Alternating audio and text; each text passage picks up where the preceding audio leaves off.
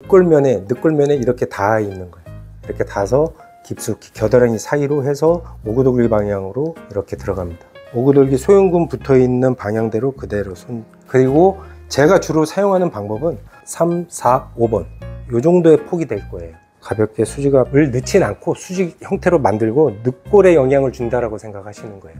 소흉근보다는. 결국엔 소흉근에 영향을 줘서 단축되게 보여지게 만드는 건 척추의 균형이 무너졌을 때요. 소흉근 하나를 푸는 게 목적이 돼서는 안 된다라는 거죠.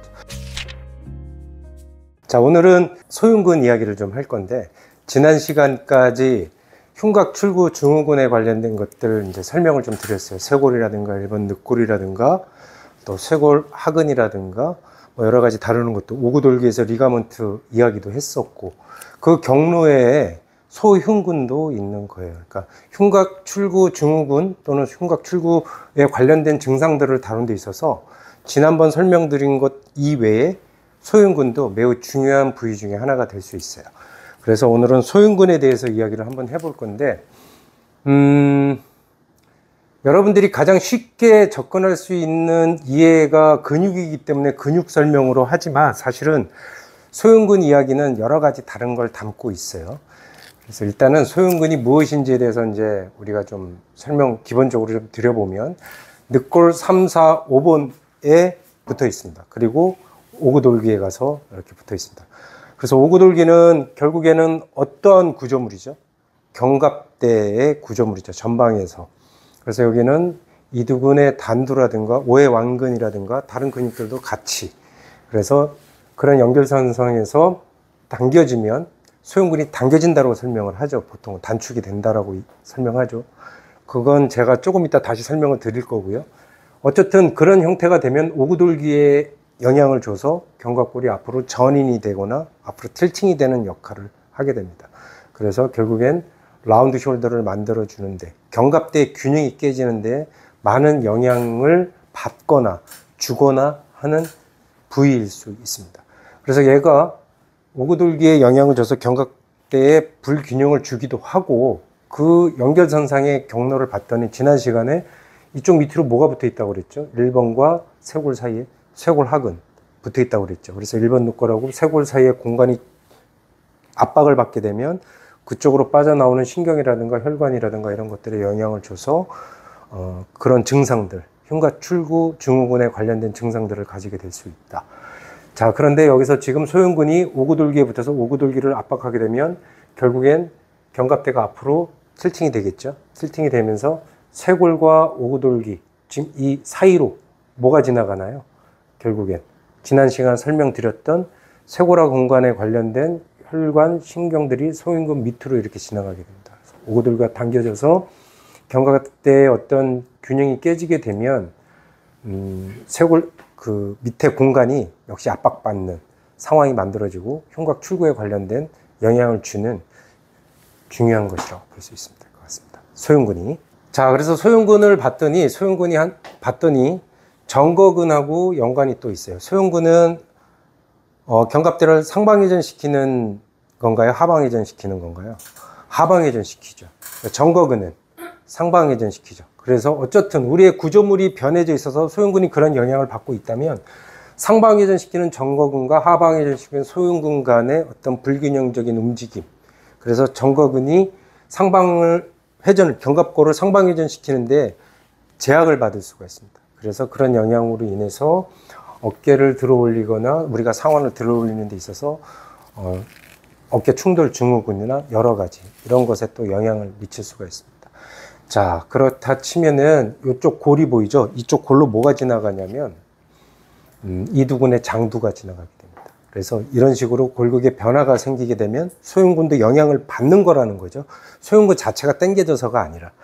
그러면 장두도 이 골에서부터 이탈을 해서 단두 쪽으로 가까워지게 됩니다. 그 이야기는 뭐냐면 라운드 숄더가 되고 틸팅이 되면 내전으로 고정이 되게 돼요.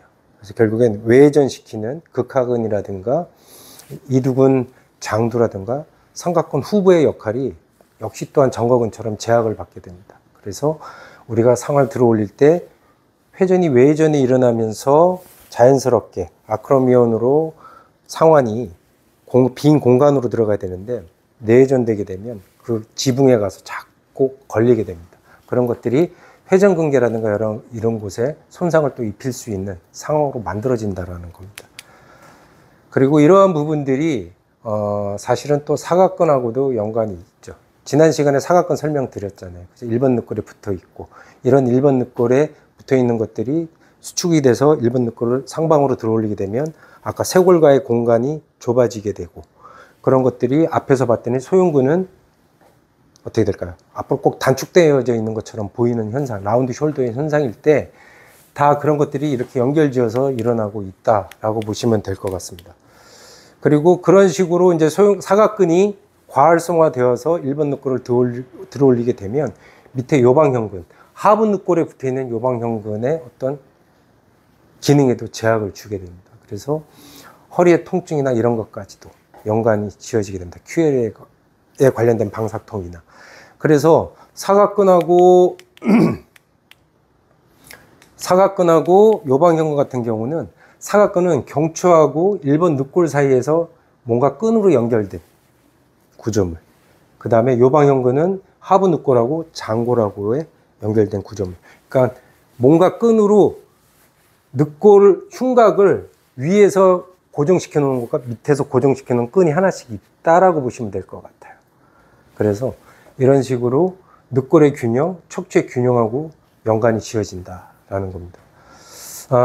여러 가지 이런 면으로 봤을 때 흉곽 출구 증후군을 가지고 계신 팔의 저림을 가지고 있거나 이쪽에 흉통을 가지고 있거나 하신 분들이 이쪽에서 허리 통증 동반하고 있을까요? 없을까요?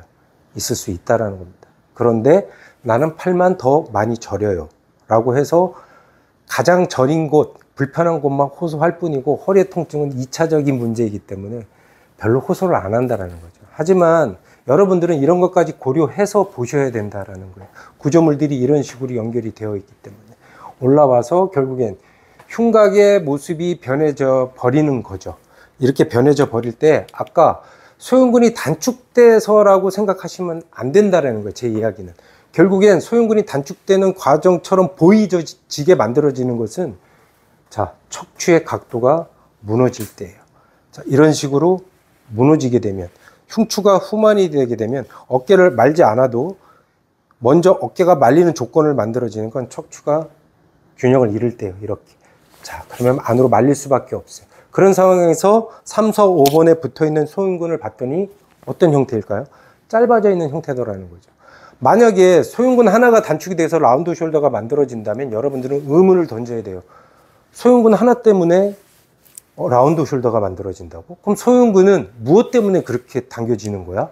무엇 때문에 그렇게 당겨질 거야? 누군가 소흉근에 그런 영향을 미칠 거 아니에요? 이렇게 의문을 던져보면 결국엔 소흉근에 영향을 줘서 단축되게 보여지게 만드는 건 척추의 균형이 무너졌을 때예요. 그러면 자, 앞으로 쏠리게 되죠. 소흉근은 짧아진 것처럼 보이고 위쪽에 상부 승모근이나 능형근이나 이런 것들은 어떻게 될까요? 상대적으로 팽팽해져 있겠죠. 자, 앞쪽에 짧아져 보이는 소흉근과 상부 승모근은 결국엔 뭐예요? 상대적으로 하나는 짧아져 보이고 하나는 팽팽해져 보이는 줄다리기 싸움을 하는 것과 같은 형태를 이루게 된다. 결국엔 걔들은 왜 그런가 라고 봤을 때 그 많은 이유를 주는 것은 척추의 균형이 무너졌을 때라는 거죠. 자, 그러면 소흉근을 보기 전에 우리는 뭐부터 해줘야 될까요? 자, 이렇게 굽었더니 견갑 때는 어떻게 될까요? 뜰까요? 안 뜰까요? 뜨겠죠. 한쪽으로 익상이 생길까요? 안 생길까요? 좌우측의 늑골이 나뉘어지니까 흉골로서 척추로서 나뉘어지니까 더 흉추에 로테이션이 생겨서 더 흉만이 생기는 쪽이 있을 거고 그런 거에 따라서 견갑골의 각도도 익상이 생기거나 늑골의 면에서 벗어나는 상황이 만들어진다는 거죠. 척추가 움직이게 되면 척추 뒤로는 다 늑골이 1번부터 12번까지 다 연결이 되어 있기 때문에 척추의 움직임에 따라서 늑골의 변형이 들리거나 숙여지거나 하는 것들이 당연히 만들어진다는 거죠. 그것이 견갑대의 기능이나 형태에도 영향을 주는 것이고, 자, 그런 상태에서 봤을 때 거기에 관련된 근육들은, 뒤쪽의 근육들은 다 팽팽해져 있거나 뭔가 어딘가에 대항하는 듯한 모습, 앞쪽들 구조물들은 짧아져 보이는 형태를 보이게 된다는 거죠. 자, 이럴 때 우리가 소흉근을 푼다라는 개념으로 들어가는 게 아니라 아까 소흉근이 어디 붙어 있다고 그랬죠? 3, 4, 5번에 붙어 있다고 그랬죠? 늑골. 결국엔 늑골의 변형이 이루어지고 척추의 변형이 이루어졌을 때 그런 증상들이 만들어진다는 거죠. 그래서 소흉근 하나만 보는 것이 아니라 소흉근을 보더라도 3, 4, 5번에 관련된 구조물들을 어떻게 정상화 시킬 것인가에 대한 부분으로 우리가 접근했더니 그 위치에 뭐가 있더라? 소흉근이 있더라. 그래서 소흉근이 랜드마크가 돼서 그 자리를 해서 3, 4, 5번을 정위치 시키는 것이 목적이 돼야 된다는 거죠. 소흉근 하나를 푸는 게 목적이 돼서는 안 된다는 거죠. 그래서 척추의 기능을 만들어주고 흉골의 기능을 만들어주고 각각 늑골의 기능을 상중하로 만들어줬을 때 소흉근을 특별히 보지 않았음에도 몸이 서게 되면 펴지면 소흉근은 아까처럼 짧아진 모습처럼 보일까요? 그렇지 않다라는 거죠. 하지만 오랜 시간 이렇게 말려 있을 경우에 기본적으로 펴져 있음에도 불구하고 소흉근의 기능이 억제되어 있을 상황이 있으니 그 후에 소흉근의 활성화를 통해서 뭔가 조금 더 이런 기능적인 부분들을 만들어 줄 때 소흉근을 봐줄 수 있다는 거죠. 지난 시간에 설명드린 것처럼 뭐 하나 때문이 아니라 무엇을 우선시하고 후에 무엇을 봐줄 것인가에 대한 우선순위의 문제라는 거죠. 그래서 여러분들은 꼭 근육 하나를 풀어야 된다는 게 아니라 여기를 하고 있음에도 3, 4, 5번이 자기 위치로 가고 기능을 찾게 되면 내 손끝에 소흉근은 어떻게 느껴질까요? 풀어진 이완으로 느껴지게 되는 거예요. 소흉근을 풀려고 하지 않았음에도. 자, 그럼 소흉근 자체가 아니라 오구돌기 쪽에서 무언가 적용을 시켜서 여기에 영향을 줄 수도 있지 않을까요? 그렇게 연결지어서 우리는 봐야 된다는 거죠.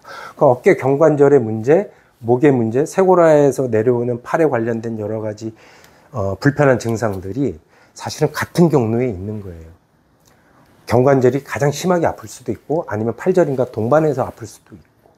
그래서 증상 따라다니면 다 각기 근육 하나하나 봐야 될 것 같지만 이런 경로를 우리는 지금 배우는 것이고 이런 경로의 해결을 통해서 좀 더 심플하고 그 안에서 여러 가지를 해결할 수 있는 방법들을 도모하자라는 거죠.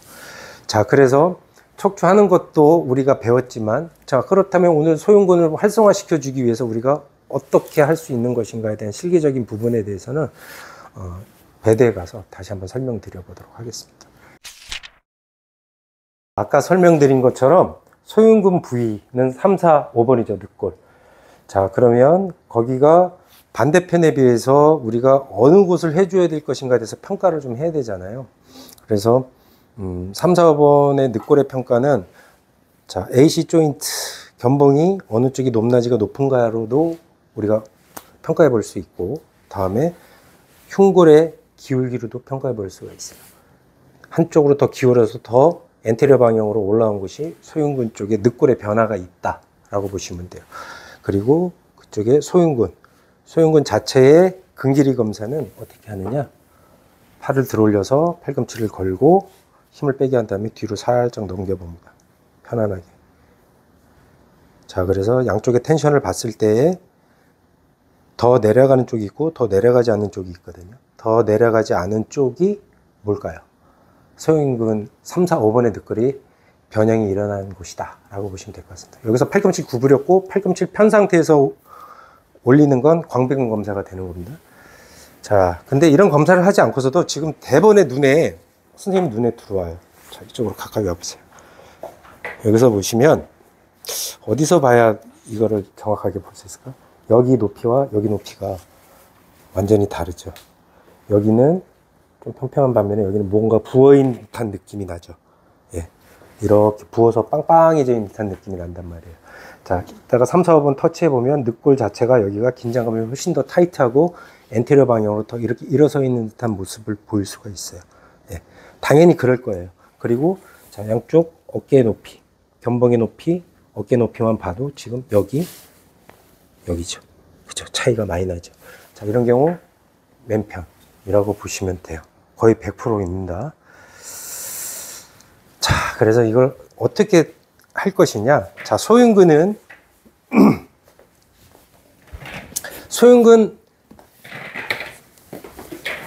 근막을 다루는 방법이 있어요. 자, 여기가 이제 오구돌기에서부터 소흉근 들어가는 자리인데 겉에 대흉근의 근막과 유착되는 경우가 굉장히 많습니다. 그래서 근막적으로 처리를 한다 그러면 저 겨드랑이 밑에서 소흉근 방향으로 늑골을 타고 안으로 깊이 들어가 줍니다. 내 손가락의 끝은 늑골면에 이렇게 닿아 있는 거예요. 이렇게 닿아서 깊숙이 겨드랑이 사이로 해서 오구돌기 방향으로 이렇게 들어갑니다. 자, 이쪽에서 한번 보세요, 선생님. 그러니까 겨드랑이라고 해서 여기가 아니라 애과 자리가 아니라 이쪽이에요. 여기서 늑골 타고 이런 식으로 들어갑니다. 저 얼굴 찌푸려지죠. 좀 아파요. 자, 그래서 팔은 상완은 이렇게 놔두고 그대로 이렇게 놔둡니다. 그리고 여기서 그대로 늑골 방향으로 넣어놓은 상태에서 오구돌기 방향에서 팔을 위쪽으로 뻗게 합니다. 귀 옆에까지 쭉. 그럼 제 손이 견갑골이 이렇게 움직이기 때문에 이렇게 따라 내려갈 거예요. 자, 그래서 따라 내려가는 걸 쫓아가지 마시고 최대한 잡아두려고 하십시오. 하나,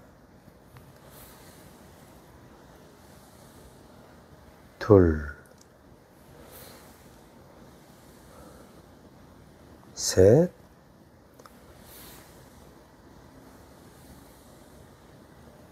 넷, 다섯, 여섯. 귀 끝까지 쭉 밀어 올리세요. 여덟, 아홉, 열. 자, 요거는 대흉근하고 소흉근 사이의 근막층의 유착을 좀 띄워주는 방법으로 사용해 볼 수 있는 거예요. 근데 좀 많이 아파요. 아픈데 일부러 더 강하게 쑤셔 넣어가지고 아프게 하시면 안 돼요. 그래서 나중에 받고 다음날 봤더니 시퍼렇게 멍들어 있더라. 이거는 실패한 겁니다. 그래서 자연스럽게 위치에서 그 끝에 근막만 느끼시고 요 동작에서 견갑골 움직임에 따라서 따라다니지 말고 텐션만 잡고 계시면 된다라는 거예요. 자, 그 다음에 이건 근막적으로 대흉근과 소흉근의 유착을 뜯어내주는 방법으로 사용할 수 있고, 다음에 오구돌기를 찾습니다. 다른 방법은 오구돌기 쪽에서 체크하는 방법. 오구돌기 찾아서 오구돌기 소흉근 붙어 있는 방향대로 그대로 손 넣고 배려 느끼고 그대로 기다려 주시는 거예요. 그래서 꽤 오래 기다려 주세요. 이거는 1분 이상 3분까지도 기다려 주시는 거예요. 자, 이때 제가 오구돌기에서 손을 접촉하고 있지만 대표적으로 3, 4, 5번에 붙어 있었다고 그랬잖아요. 1번 늑골 우리가 했을 때에도 1번 늑골을 통해서 긴장의 톤이 떨어질 때 우리는 뭘 느끼나요? 호흡의 변화를 느끼게 되죠. 호흡의 변화는 곧 전신 반응이라는 이야기입니다. 여기도 기다려주다 보면 3, 4, 5번에 관련된 늑골의 움직임이 활성화되면서 호흡이 좋아지기 시작하는 거예요. 이런 곳이 꼭 소흉근만 해당이 될까요? 사각근도 마찬가지입니다. 발을 만지고 있어도 또는 요방형건을 만지고 있어도 우리는 뭘 느끼게 될까요? 이분의 호흡이 어떻게 변하는지를 손끝으로 느껴야 돼요. 그 호흡이 변하는 게 느껴질 때 내 손끝에서 그 해당 부위의 긴장이 어떻게 될까요? 해결되는 게 손끝에서도 느껴져요. 네. 그래서 이런 식으로 사용하시면 됩니다. 그리고 제가 주로 사용하는 방법은 3, 4, 5번 늑골을 찾아서 3, 4, 5번은 오구돌기에서부터 자, 소흉근이 이렇게 붙었다고 치면은 3, 4, 5번 요 정도의 폭이 될 거예요. 흉골에서부터. 그래서 여기에서 한 칸, 두 칸, 세 칸을 나눠서 그대로 가볍게 수직압을 넣진 않고 수직 형태로 만들고 늑골에 영향을 준다라고 생각하시는 거예요. 소흉근보다는. 소흉근은 터치가 될 거예요, 당연히. 하지만 소흉근을 푼다가 아니라 내 손끝에 3, 4, 5번 중에 5번, 4번에 늑골이 닿여져 있고 걔들이 하방으로 내려가면서 이완되게끔 자기 위치를 찾아가게끔 세게 누르는 게 아니라 손끝 갖다 대고 점점 호흡이 커지면서 내 손이 베드 쪽으로 가까워지는 걸 느끼시는 거예요. 그리고 다음 포인트로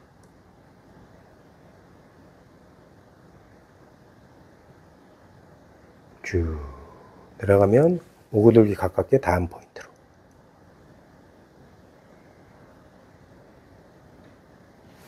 다음 여기서 요렇게죠. 지금 요 라인 했으면 안쪽 라인 하나 더 들어와서 똑같은 위치에서 3, 4번 라인이 되겠죠. 자, 그리고 이 자리는 왼쪽에 이 자리는 부교감 신경, 미주 신경하고 간접적으로 연관이 많이 되는 자리예요. 그래서 여기를 해주고 있다 보면 위장관 쪽에서 꾸르륵 하고 하는 배소음들이 나는 경우가 굉장히 많습니다.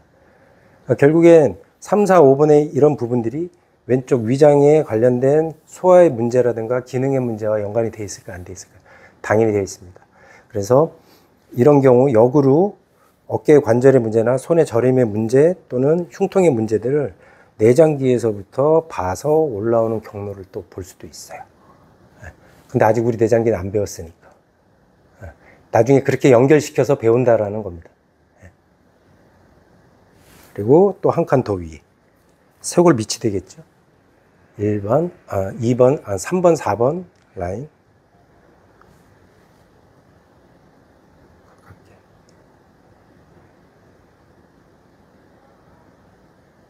세게 누르는 거 아니죠? 저 손만 갖다 대고 있는 거예요.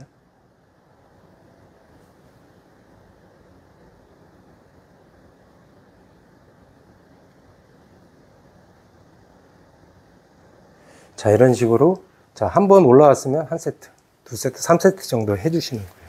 그래서 이 정도 하고 팔 올려보세요. 아까처럼 한번 뒤로 떨어뜨려 볼게요. 축 내려갑니다. 그리고 이런 부분에 있어서 받으시는 분은 지금 제가 손을 이렇게 대고 기다리고 있지만 호흡이 변하는 걸 충분히 느끼실 거예요. 네. 늑골이 기능을 찾게 되면 당연히. 그래서 이 부위는 상부에서 뭔가 상부 부위의 늑골들의 어떤 기능을 만들어주는 데 사용을 할 수 있는 거겠죠. 하부 쪽에서 쓸 수 있는 것들이 또 따로 있겠죠. 중부에서 쓸 수 있는 것들이 따로 있겠죠. 이렇게 좀 이해를 해 주시면 좋을 것 같아요. 그래서 테크닉이 그렇게 중요한 건 아니에요. 지금 뭐 늑골을 다루는 것, 근막을 다루는 것 했지만 그걸 왜 하냐라는 거죠. 이쪽 관련된 구조물들, 늑골 3, 4, 5번이라든가 쇄골이라든가 이런 것에 관련된 포함되어 있는 근육들을 보다 보니 테크닉은 MET를 쓸 수도 있고 MFR을 쓸 수도 있고 누구는 마사지를 할 수도 있겠죠. 부드럽게. 그래서 이쪽 부위를 활성화 시켜주는데 테크닉 이것저것 사용할 수 있는 거예요. 테크닉 자체가 중요한 게 아니라 이런 환경을 이해하고 테크닉은 내 창고에 저장되어 있는 테크닉은 내가 가장 자신 있는 걸 골라서 쓸 수 있으시면 되는 거예요. 여기를 해결하기 위해서 MET가 중요하고 MFR이 중요한 게 아니라 이런 환경 안에서 MET도 사용할 수 있고 MFR도 사용할 수 있다. 이런 부분들을 설명드리고 싶었던 거예요, 오늘 영상은.